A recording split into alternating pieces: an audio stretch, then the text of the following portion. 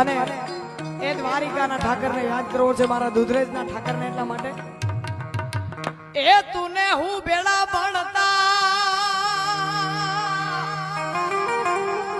અને ઠાકર હતો તું હાવઠો,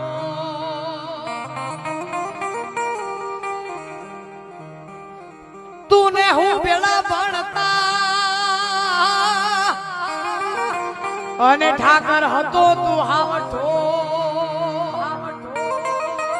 લખી દેતો હું નો હરે રે હું સુદામો અને તું શ્યામળા,